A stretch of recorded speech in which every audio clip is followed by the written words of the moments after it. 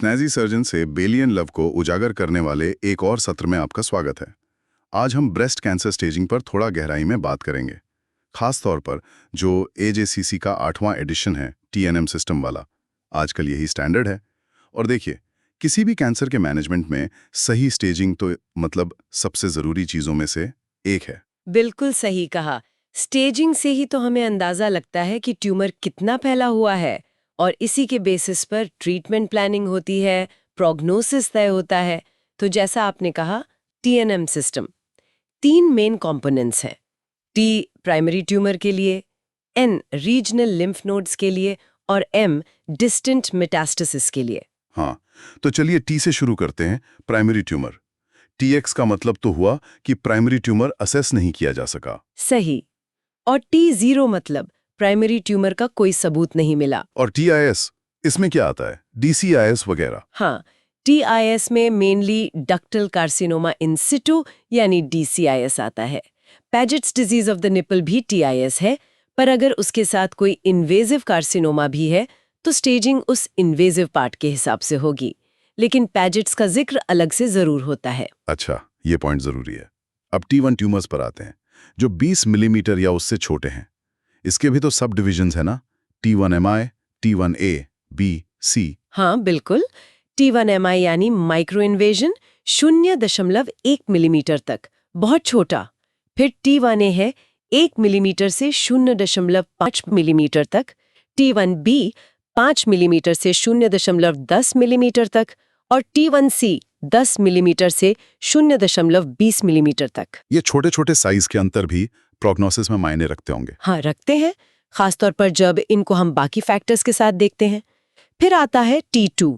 ये 20 मिलीमीटर से तो बड़ा है, पर 50 मिलीमीटर या उससे कम। और T3 मतलब 50 मिलीमीटर से भी बड़ा। सही। और फिर T4 आता है, जो किसी भी साइज का हो सकता है, पर वो या तो चेस्ट वॉल में घुस गया है या स्किन में। अच्छा, T4A चेस्ट वॉल वाला है। इसमें पसलियां, इंटरकॉस्टल मसल्स। हाँ, पसलियां, इंटरकॉस्टल मसल्स, सिराइटस एंटीरियर। पर अगर सिर्फ पेक्टोरेलिस मसल इन्वॉल्व है तो वो T4A नहीं है। ओके। और T4B, C और D? T4 में स्किन इन्वॉल्वमेंट है, जैसे अल्सरेशन हो गया या स्किन पे अलग से नोड्यूल बन गए या फिर पियोर्ड ऑरेंज यानी संतरे के छिलके जैसी स्किन दिख रही है। T4C में चेस्ट वॉल और स्किन दोनों का इन्वॉल्वमेंट T4A प्लस T4B होता है। और T4D है इन्फ्लेमेटरी कार्सिनोमा। इसमें अक्सर डिफ्यूज थिकनिंग, लाली, पियोर्ड ऑरेंज दिखता है, जो यूजुअली ब्रेस्ट के 1/3 से ज्यादा हिस्से को अफेक्ट करता है। ये काफी अग्रेसिव होता है। समझ गया। ये तो हुई T कैटेगरी। अब N कैटेगरी पे चलें, रीजनल लिम्फ नोड्स। हाँ, रीजनल लिम्फ नोड्स ये क्लिनिकल असेसमेंट पर बेस्ड है, तो हम इसे CN कहते हैं। CN, ठीक। तो CNX मतलब नोड्स का क्लिनिकल असेसमेंट नहीं हो पाया। CN0 मतलब क्लिनिकली कोई रीजनल नोड मेटास्टेसिस नहीं है। और CN1? CN1 का मतलब है कि उसी साइड के लेवल 1 या 2 एक्सिलरी लिम्फ नोड्स में मेटास्टेसिस है, पर वो नोड्स अभी मूवेबल हैं। इसमें CN1MI भी आता है, यानी माइक्रोमेटास्टेसिस, जो 0.2 मिलीमीटर से तो बड़ा है, पर 2.0 मिलीमीटर से ज्यादा नहीं। ओके। और N2 और N3 इससे ज्यादा सीरियस इन्वॉल्वमेंट दिखाते हैं। बिल्कुल। CN2A का मतलब है कि लेवल 1 या 2 के एक्सिलरी नोड्स आपस में चिपक गए हैं, मतलब मैटेड हो गए हैं या फिक्स्ड हैं। CN2B मतलब एक्सिलरी नोड्स में कुछ नहीं है, पर इंटरनल मेमोरी नोड्स में क्लिनिकली डिटेक्टेबल मेटास्टेसिस है। अच्छा। फिर CN3 और भी ज्यादा एक्सटेंसिव है।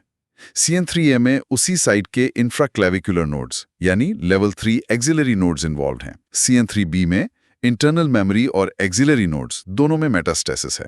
और CN3C में उसी साइड के सुप्राक्लेविकुलर नोड्स में मेटास्टेसिस है। ये सब बीमारी के बढ़ते फैलाव को दर्शाते हैं। काफी डिटेल क्लासिफिकेशन है। अब आखिर में M कैटेगरी, डिस्टेंट मेटास्टेसिस वाली। हाँ, ये संपेरित रूप से सीधी है। M0 मतलब कोई डिस्टेंट मेटास्टेसिस नहीं है।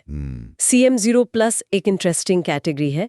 इसका मतलब क्लिनिकली या रेडियोलॉजिकली कोई मेटास्टेसिस नहीं है, पर मॉलिक्यूलर या माइक्रोस्कोपिक लेवल पर tumour cells blood, bone marrow या किसी और नॉन रीजनल नोड टिश्यू में मिले हैं, लेकिन वो 0.2 मिलीमीटर से बड़े नहीं हैं। अच्छा, और CM1? CM1 का मतलब है कि क्लियर कट डिस्टेंट मेटास्टेसिस है, क्लिनिकली या इमेजिंग पर कंफर्म्ड, जैसे लिवर, लंग्स, बोन, ब्रेन वगैरह में। ठीक है, तो इन T, N और M को मिलाकर फिर ओवरऑल स्टेज ग्रुप्स बनते हैं, स्टेज 0 से स्टेज 4 तक। हाँ, जैसे स्टेज 0 तो TIS N0 M0 हो गया, और स्टेज 4 में कोई भी T कोई भी N हो सकता है, लेकिन M1 जरूर होगा। और जो 8वां एडिशन है, इसकी खास बात ये भी है ना कि ये सिर्फ एनाटॉमी TNM पर ही नहीं रुकता। बिल्कुल, ये बहुत बड़ा अपडेट था।